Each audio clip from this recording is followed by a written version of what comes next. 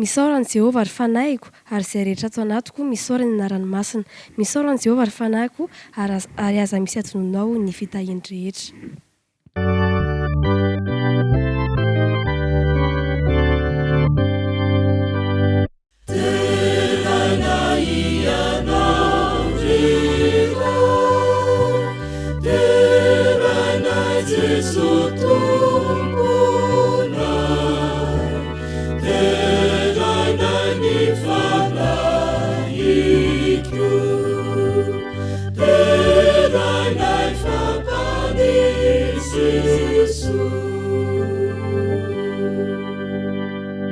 Jesosy io, andre ny teninao izay anio, manantena fa eto ianao miaraka aminay, ko ny famelan-keloka no angatanay, mba aizanay mandre sy mandray ny teny izay ambara, misaotra ray aminaran'i Jesosy. Amen.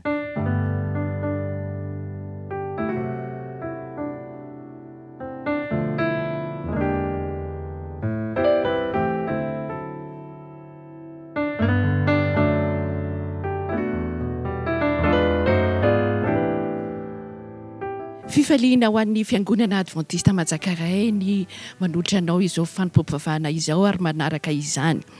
Ny voalohany dia ny arahaba, faly miarabantsika rehetra amin'ity sabata ity, ka andeha ho arabaiko to voromahery ianareo, andeha ho maro-panaraka mijanona ho maro-panotrina. Arabaiko to voninkazo ihany koa ka hojidian'ny lolo marevaka sy ho vangin'ny reny tantely ary ho ampiky ny soa sy ny mamy. Ankehitriny dia andeha ho atodotro anao ny mpandray anjara amin'izao fandarana izao. Ny voalohany Rasamizafy Mira finaritra izay hanao ny vaky teny salamo. Raha miakatra arivo fifaliana no hitondra ny afatra ho an'ny ankizy. Randria Manjato Menjanahary no hanao ny fampivavahana ho an'ny fanatitra. Ny loolona Randriana Sotrison Jean-Louis no hitondra ny toriteny ary Rakoto Joy Afitahina no hanao ny vaky teny soratra masina. Dia mirahaka sabata feno fifaliana ho anao. Misaotra tompo.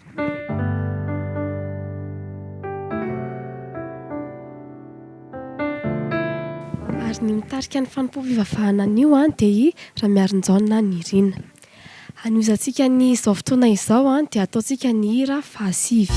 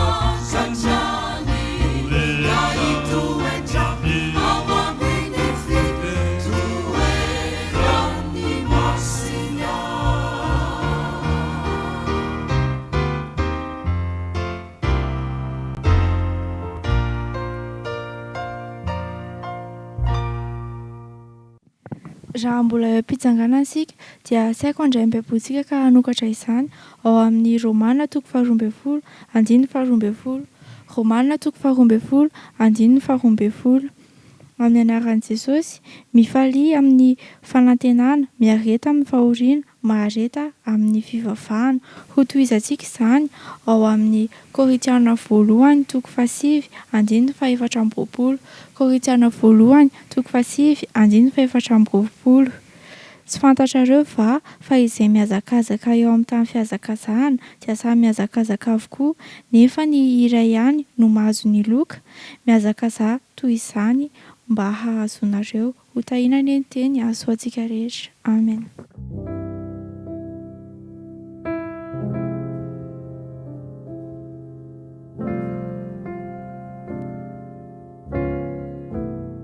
Ifafaka mandoalika isika.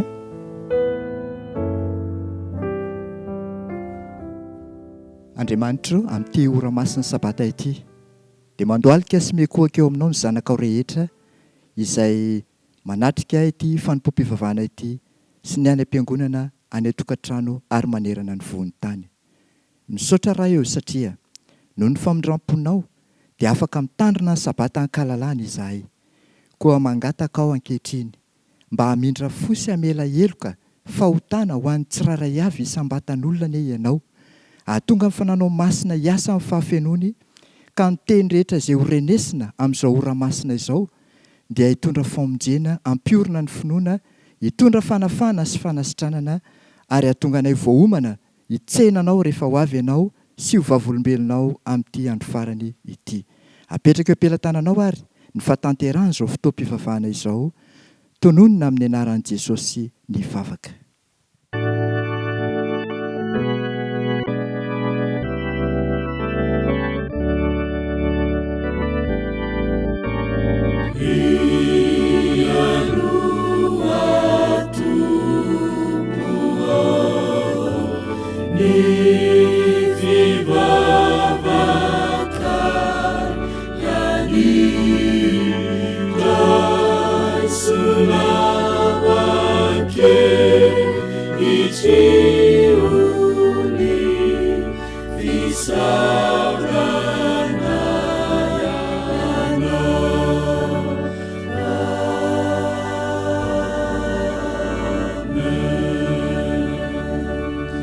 Amen.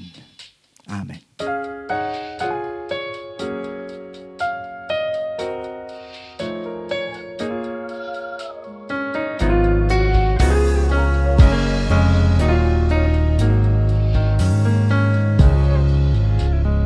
Tonga eo amin'ny fanompom-pivavahana mikasika ny fanatitra sy ampafolony isika.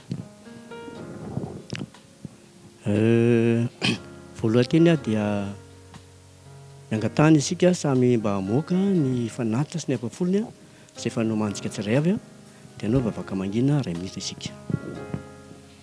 Iaraka hivavaka isika.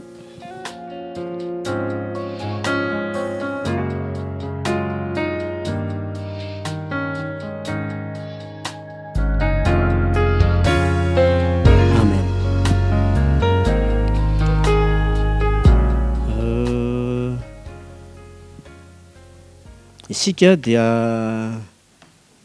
manolotra ny tenatsika, manolotra rehefa nanana zay men'andriamanitra atsika mba ho fanompoam-pivavahana ho anazy. Be dehibe ireo vahoaka izay mitoky amin'ny harena, mitoky amin'ireo fananana izay nokatsahina ary miantehatra an'izany, indraindray mitoky amina olombelona izay lehibe ny isika. Ankehitriny anefa dia miteny Paoly hoe, hoy izy Paoly hoe tsaratsara kokoa miantehatra amin'ilay loharanon'ny harena noho izay ilay harena eto an-tany izany. Ao anatin'izany zavatra izany dia misy rahalahy anankiray nanao fanandramana mikasika an'izy tikatra dia i Marka izany. I Marka dia nandre antso mikasika ny ampafolony sy ny fanatitra izy. Ary rehefa nandre antso izy dia resy lahatra dia nanolotra ny 300 ny fitahiriny mba ho atolotra ho an'Andriamanitra.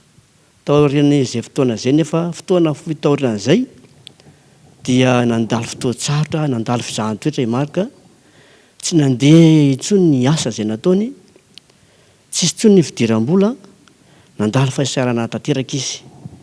Nisy mpitoriteny anefany nandalo tonga teo amin'ny toerana izay misy anazy ary nanao fanentanana, nanao antso izy mba hanaovana izany trano fiangonana zany.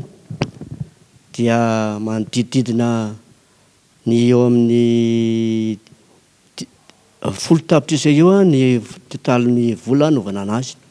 Tamin'izay fotoana izay dia nanolo tena indray Marka na dia tsy nanam-bola ary izy, dia name teny fampanantenana izy fa andoha ifatretsy mba hanatanterahana izany asa fanorenana izany.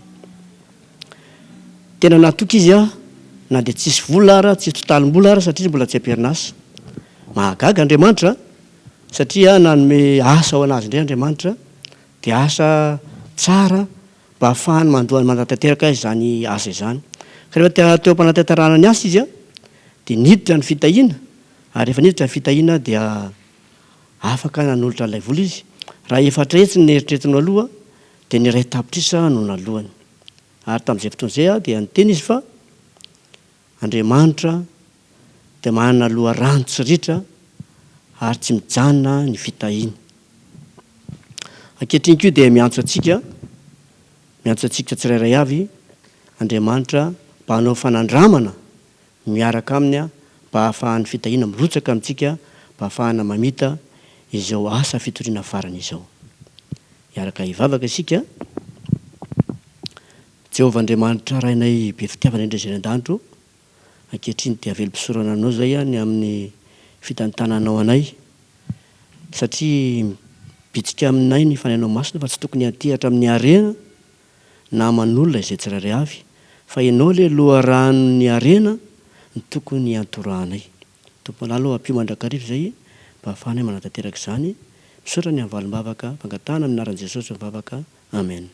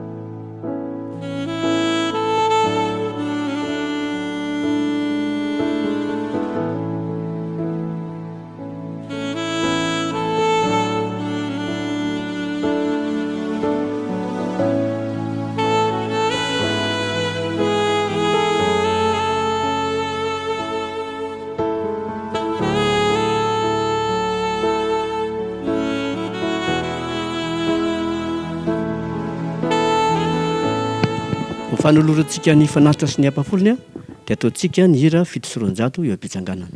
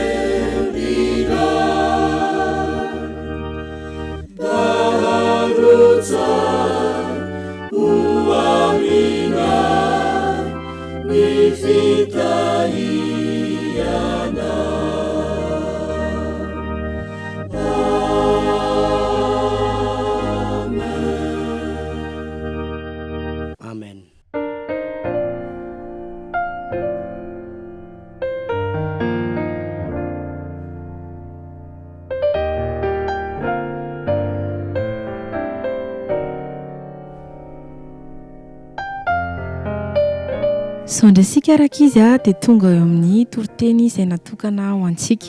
Fa mialohan'izany aloha dia hiaraka anao ilay hira mahazatra, hira hoe oramamy isika.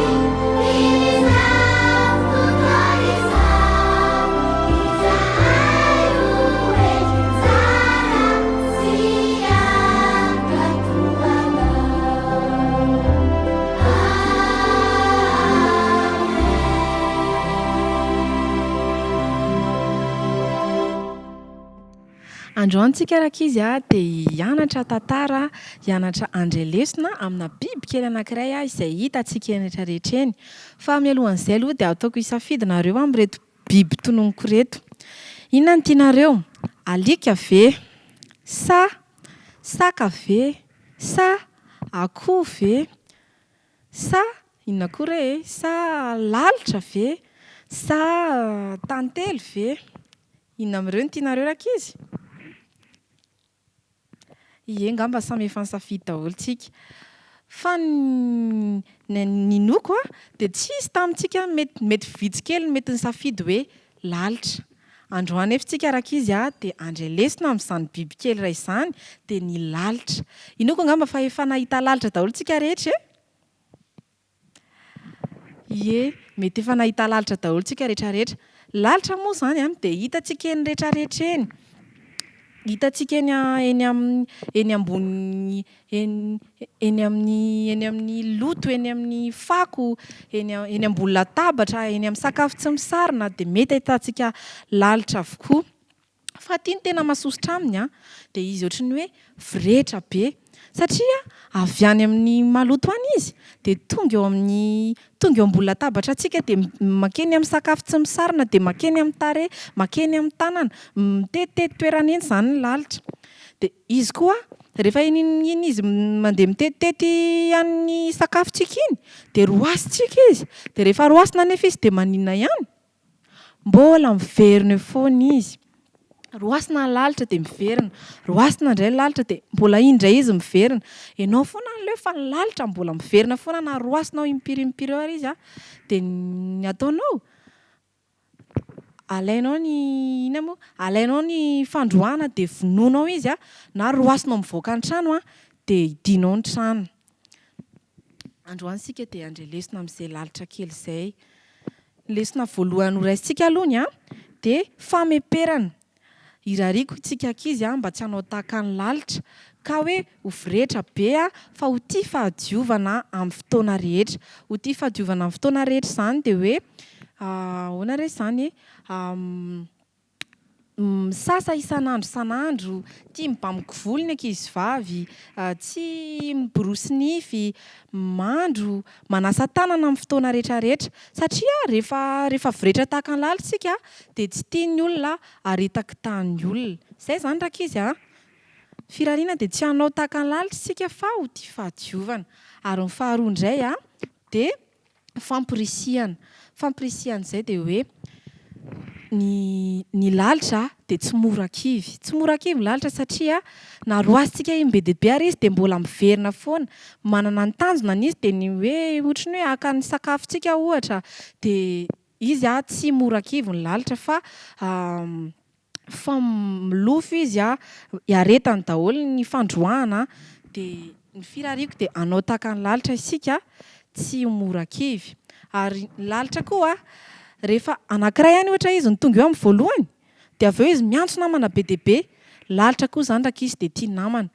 Isika ankizy koa dia tokony ho tahaka ny lalitra ho tia namana fa tsy ho tia tena fa ho tia namana.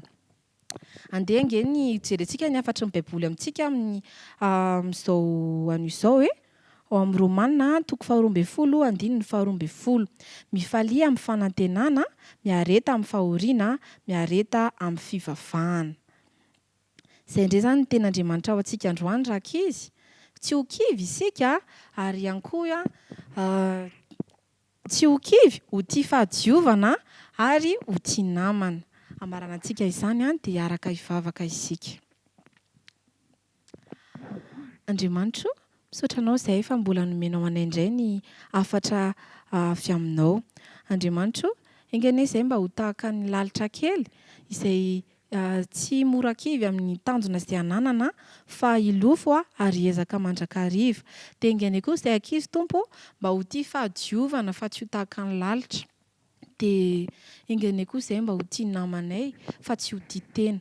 Dia izany vavaka izany Tompo ny iriko sangatahako amin'ny anaranao irery ihany. Misaotra ray io. Amen.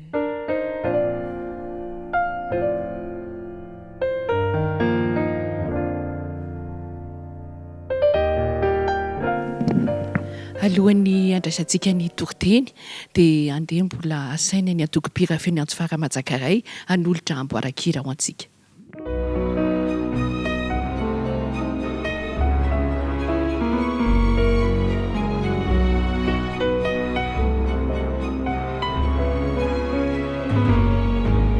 Manompo tsara noho ny rainy Tompo,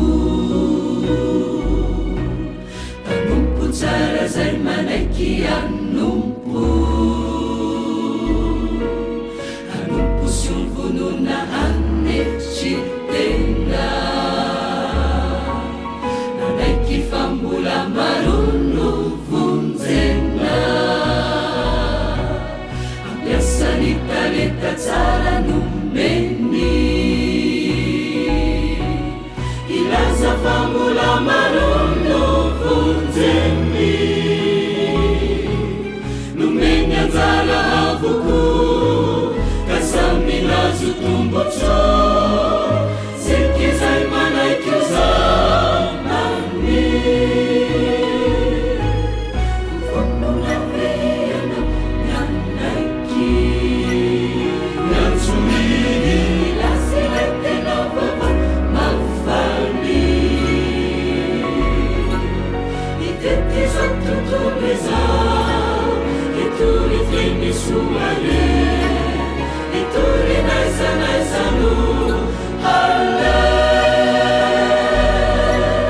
efanna masinizire manafy, erivao sisi ampitsy mokanevo afafy,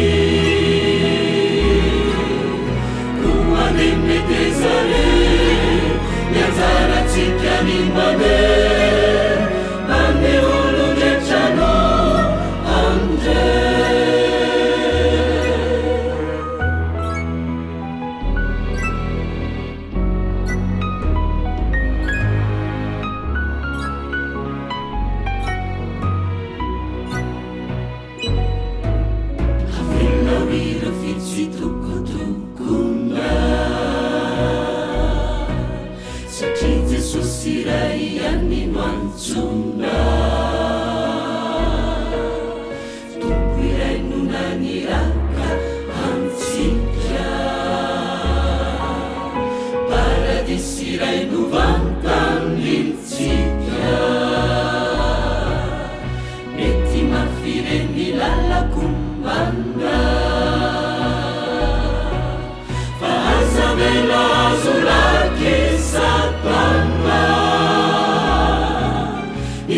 masotsika deviray hoany andanitrizahary rehefa miandrelay jesosy lay kofononavena mianaiky miantsony lasilay tena vava mafaly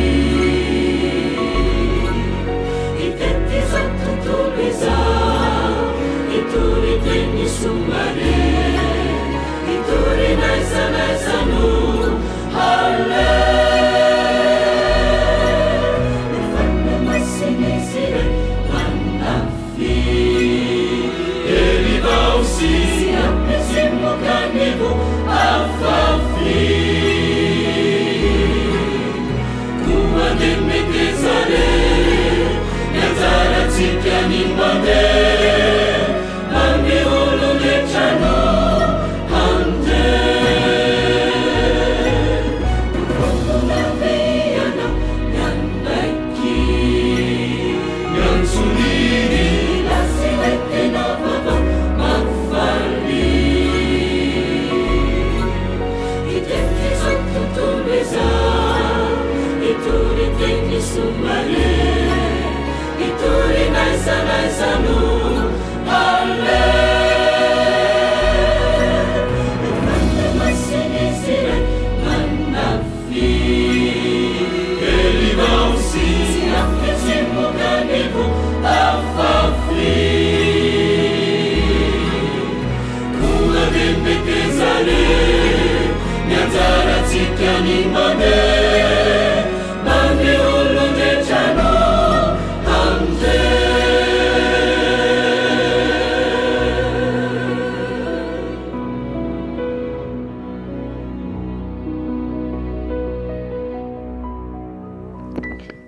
ary rahalahy sy anabavy sambatra ao ny manatanana fa afaka mandray kanefa raha mandray tsy raisy na tsy politrantitra sambatra manatongotra fa afaka mandeha kanefa raha mandeha tsy voizina lakanjejo ary sambatra ny manambava fa afaka miteny kanefa raha teny tsy omena dia mahajoko fa raha nomena kosa dia fifaliana ary eo voninahitr'Andriamanitra ko fifaliana ho anay avy eo amin'ny fiangonana adventista manjakaray nitondra ny afatra amin'ity maraina ity ny zava-dehibe indrindra eo amin'ny fiainantsika araka ny vaky teny izay nresana teo dia misy ny atao hoe azakazaka makany an-danitra ka raha omentsika lohateny ity afatra ity dia manao hoe atletan'ny lanitra tsy mora zany miazakazaka ho any an-danitra izany toy ny miainkazo malama ary fiakaram-deza ka toy ny azakazaka ambany farafara ny loha ferany avo ary ny tratra feraniva ka sarotra tokoa ny fandrosoana be fahavalo ity diantsika ho any an-danitra ity andeha ary ho arahantsika ny famelabelarana ahoana moa zany hoe dia makany an-danitra izany inona avy no zavatra tsy maintsy hatrehana ary manao ahoana ny toerana izay tsy maintsy lalovana manasanao hanokatra ny baiboly oabolana toko faefatra oabolana toko faefatra ary ny andininy fa 12 ka hatramin'ny faefatra ambin'ny folo oabolana toko faefatra andiny 12 ka hatramin'ny faefatra ambin'ny folo aminaran'i Jesosy no makitsika ny teny raha mandeha ianao dia tsy ho ety ny lalanao ary raha miazakazaka ianao dia tsy ho tafitohina tany mafy ny fananarana ka aza vela hiala azony izy fa hainao aza makany amin'ny alehan'ny ratsy fanahy ary aza mizotra amin'ny lalana falehan'ny ratsy raha lasanabavy fotoana manokana izay tsy maintsy anarahantsika izany azakazaka izany raha tena ho any an-danitra tokoa isika ny fitsipy-dalao dia tsotra misy fanambarana hitantsika eto hoe raha mandeha ianao dia tsy ho ety ny lalanao tsara zany atao mazava tsara mihitsy hoe tena ho any an-danitra isika ary lalana dia alalahana tsara tahaka ny mpanao fanatanjahantena diovina tsara ny kianja esorina ny mikitontaona rehetra ary raha misy azakazaka atao mety anafotoana izy ireny noho izany tany mafy ny fananarana ka aza vela hiala azony izy fa hainao eo amin'ny 7:12 dia io ny fanambarana hoe aza makany amin'ny alehan'ny ratsy fanahy ary aza mizotra amin'ny lalan'ny ratsy misy toerana tsy tokony ahitana ny vahoaka an'Andriamanitra mihitsy indrindra fa amin'izao andro farany izao. Misy toerana izay tsy tokony hatazanana na dia alehantsika aza amin'ny toerana rehetra izay maro hitantsika sy rentsika eny an-dalana eny. Toetra ilaina raha tena ho any an-danitra isika. Inona ny toetra ilaina raha tena ho any an-danitra isika? Araka ny vaky teny teo ao amin'ny Korinthiana voalohany 5 dia ny 5:25 no andeha ho arahantsika. Ary mipiazakazaka rehetra dia mahony tena amin'ny zavatra rehetra. Izay tapany voalohany izay no andeha ho raisitsika. Ny mpiazakazaka rehetra dia mahony tena amin'ny zavatra rehetra. Betsaka ny toe-javatra izay mety ahavoafitaka. Betsaka ny toe-javatra izay mitazona antsika ka tsy hananantsika izany fahonoana tena izany. Ao amin'ny Petera voalohany 5:5 raha dia izy hoe mahonoana tena miambena. Fa ny devoly fahavalonareo mandehandeha tahaka ny liona miherina mitady izay arapany.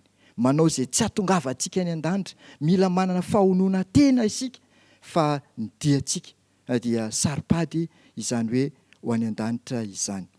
Ny fanazara-tena izay takiana amintsika dia hitantsika eo amin'ny 2:20.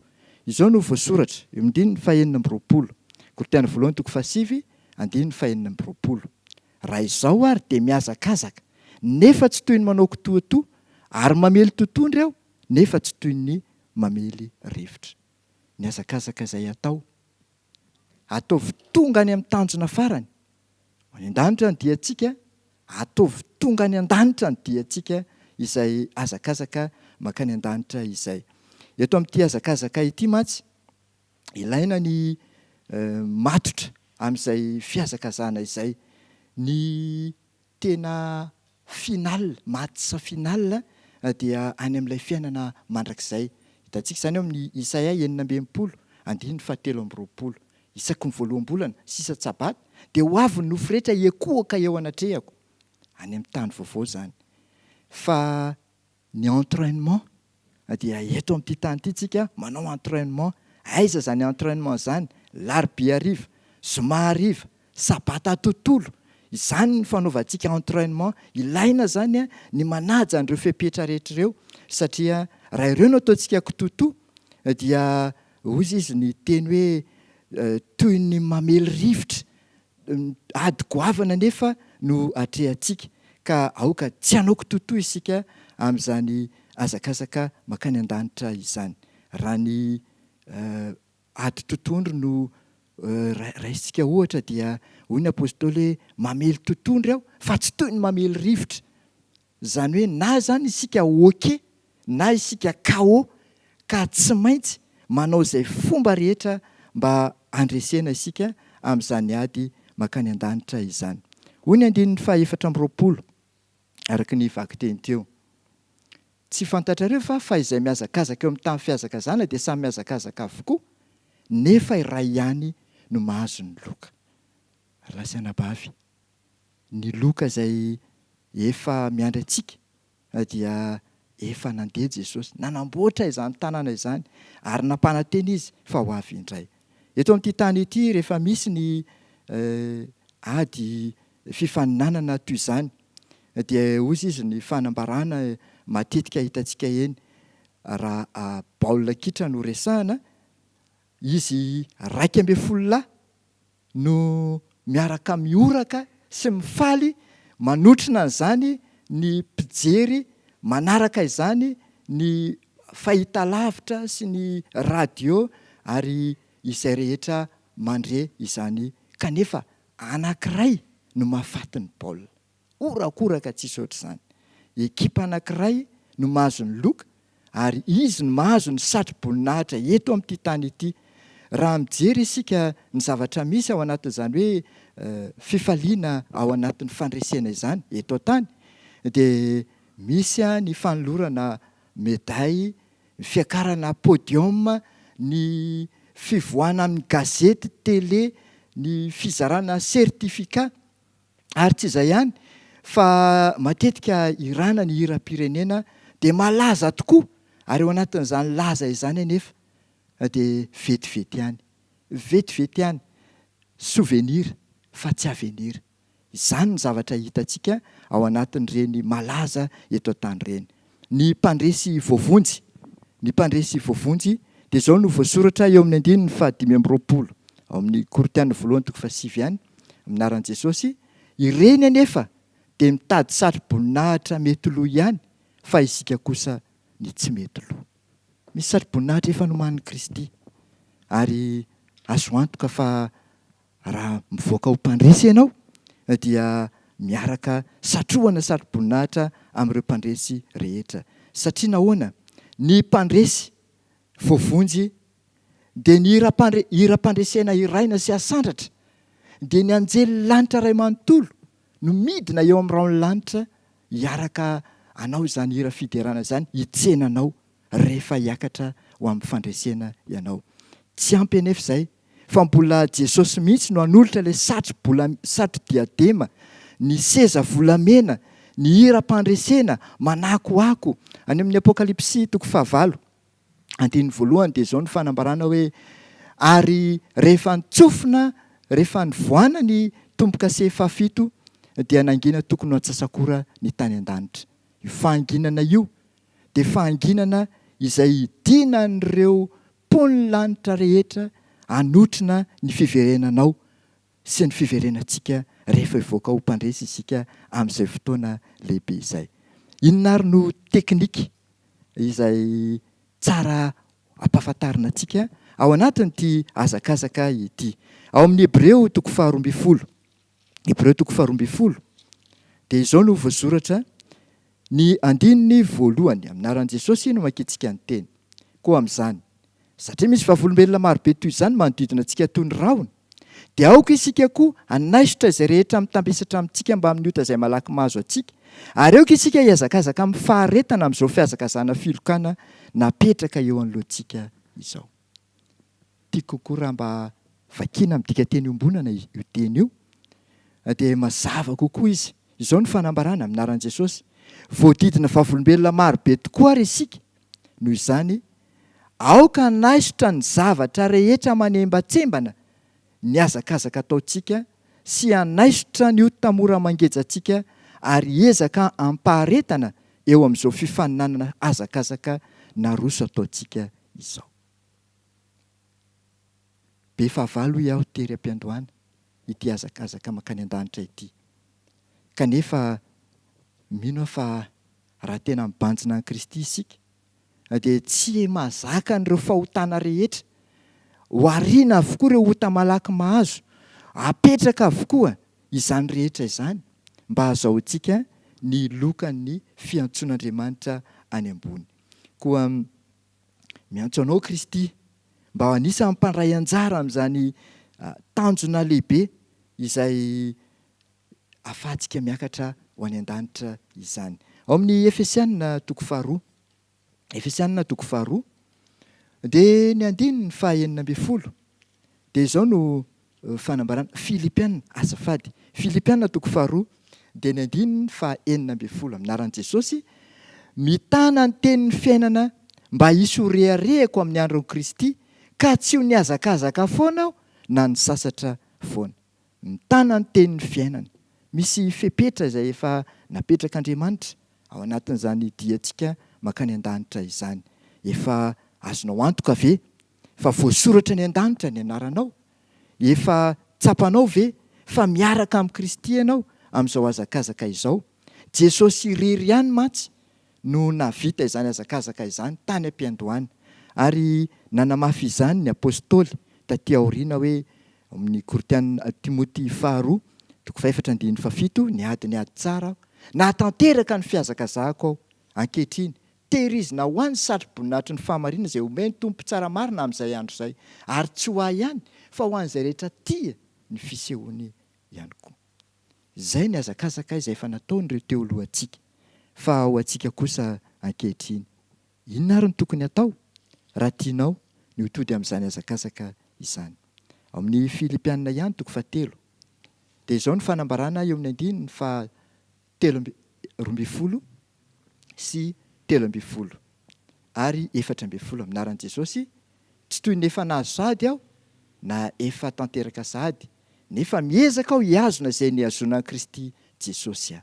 17 ry rahalahy, tsy mbola ataoko fa efa nahazo ny tenako, fa zavatra iray aloha no ataoko, manadino izay zavatra aoriana ka miezaka hanatratra ny zavatra eo aloha. Eny, miezaka hanatratra ny marika aho, azoko ny loka ny fiantsoan'Andriamanitra any ambony ao amin'ny Kristy Jesosy. Ry rahalahy sy anabavy, mino fa fantatrao ny tokony ataonao araka ny teny izay niraisintsika teo am-piandohana hoe miazaka za toy izany koa ianao mba ho azo ny sarobonahitra fiainana. Ny mpiazakazaka rehetra dia mila mahony tena. Raha misy zavatra manelongelona ny dianao ho any an-danitra, tapao ny hevitrao fa ho any an-danitra. Raha misy zavatra manembatsembana anao, aza mitazona an'izany fa andaontsika hiaraka ho any an-danitra eo na eo amin'ilay ranomasina fitaratra amin'izay fotoana izay. Indray mandeha nisy tany ambanivohitra no niseho ny tantara. Nisy ray aman-dreny anankiroa, olona efa fotsy volo ary pasteur anankiray, pasteur tanora. Rehefa tonga tao amin'ny tokantrano izy dia noraisiny ity tompontrano ity tampanajana tokoa satria ray aman-dreny pasteur olona mendrika ho hajaina ary ingalo olona kosa dia zokiolona efa fanaja. Ny zavatra nitranga nefa riavana dia izao. Rehefa nitolorana loka izy ireo dia tsisy afa-tsy vody akoho anankiray ho fanajana ray aman-dreny teo. Sahirana ilay tompontrano, iza nomena ity vody akoho ity? Ny ray aman-dreny ve fotsy volo sa pasteur izay ray aman-dreny ara-panahy? Dia natolony teo amin'ilay ray aman-dreny ilay vody akoho tao anaty vilia boribory. Nieritreritra pasteur hoe raha ny marina tokony izany ho hihinana an'ity vody akoho ity. Kanefa izany ray aman-dreny pasteur. Dia hitany pasteur ny hevitra hoe ngalo olona, fantatrao moa fa tena tsara Andriamanitra. Dia hoy izy ngalo olona hoe tena tsara Andriamanitra. Ka zao ngalo olona, tena tsara Andriamanitra ary natao boribory ny tany. Dia mihodina, dia nahodin'ny pasteur ilay vilia misy an'ilay vody akoho, dia todika tany amin'ny pasteur ilay vody akoho. Dia nieritreritra pasteur ngalo olona hoe raha ny tena marina izany zokiolona, za fotsy volo, tokony ho ahy io vody akoho io. Dia hoy izy ngalo olona, pasteur tena marina tokoa fa tena tsara Andriamanitra.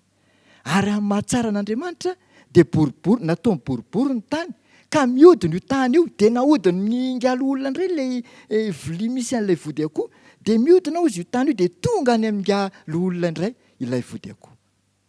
Dia tafajanona teo amin'ny olona ilay anjara izay efa natolotra ho azy tany am-piandohana. Ary rahalahy sy anabavy, mety hisy hanodikodina ny dianao, mety hisy hanembatsembana ny lalanao. Efa nomanin'Andriamanitra ho anao ny fiainana mandrakizay. Tazony mafy izany, izay efa niazona ny Kristy ianao.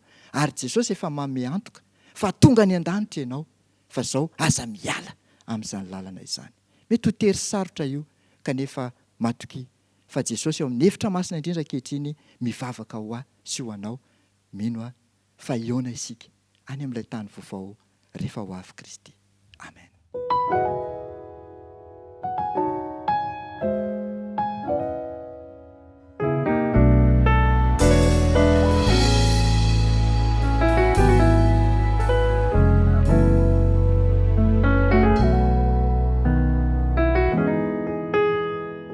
Ho famakana antsika izao fotoana lehibe izao dia andeha hiaraka ho redonina ny hira fa 2:20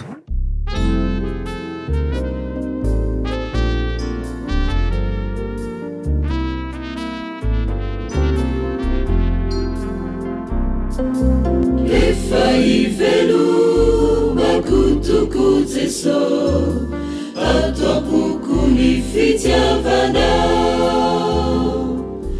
Nefa tiako raha izao tontolo izao no handray ny fahasoavanao. Nefa fantatrao ny harebeko sy ny endrananako Jesosy,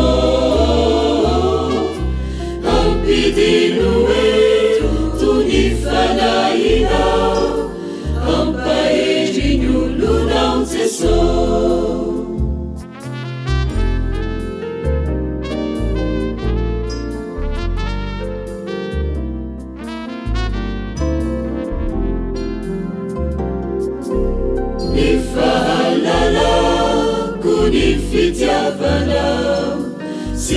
famonjena tolotra anameloka izao tontolo izao tsy lazako ny fitiavana efa fantatrao ny alemeko sy ny edrananako Jesosy ampidino eo tony fanahinao ampahery ny olonao Jesosy